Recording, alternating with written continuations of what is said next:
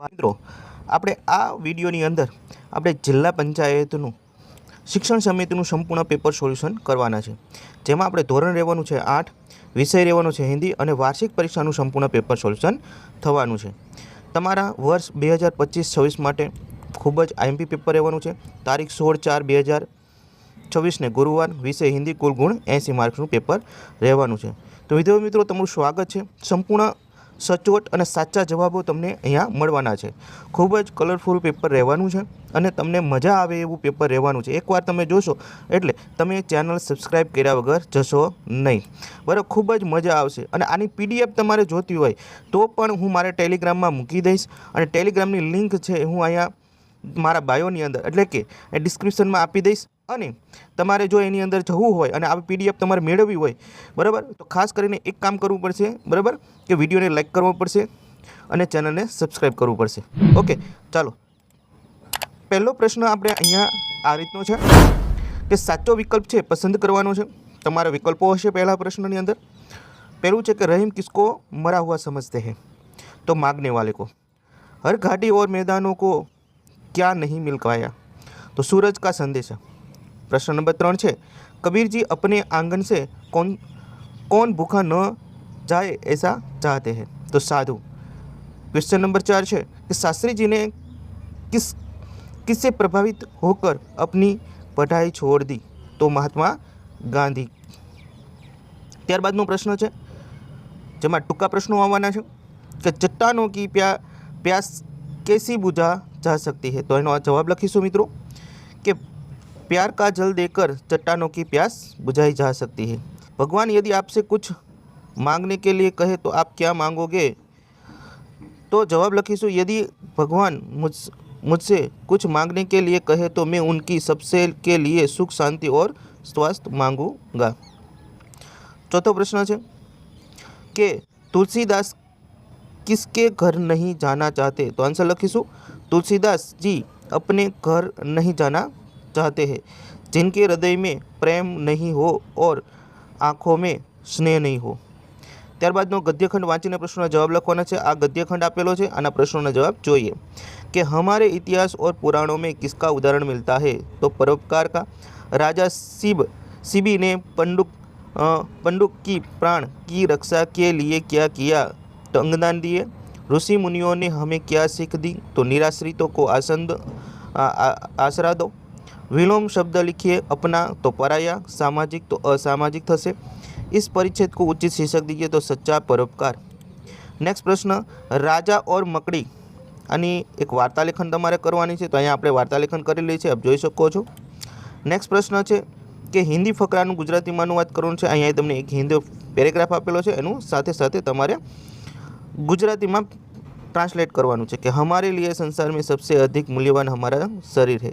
અહીં લખીશું આપણા માટે દુનિયામાં સૌથી વધુ મૂલ્યવાન આપણું શરીર છે. આવી રીતના આખો ભાષાંતર પૂછાઈ શકે. નેક્સ્ટ પ્રશ્ન છે કાવ્યપૂર્તિનો કે મિલાના सूरज का संदेशा हर. તો અહીંયા તમારે ખાલી જગ્યા હશે. તો काटी मैदान को, धरती बाटी सागर बाटा मत बाटो इंसान को, अभी प्यार का जल देना है हर प्यासी चट्टान को, धरती बाटा सागर बाटा मत बाटो इंसान को. આ રીતના તમારે કાવ્ય પંક્તિ પૂછાઈ શકે. એક ઉખાણું છે कि हरे रंग का हूँ मैं दिखता लाल, मेरा चोंच है हरी मिर्च में मजे से खाता, बूझो मेरा नाम क्या है? तो तोता. અહીંયા આપણે જવાબ લખેલો છે.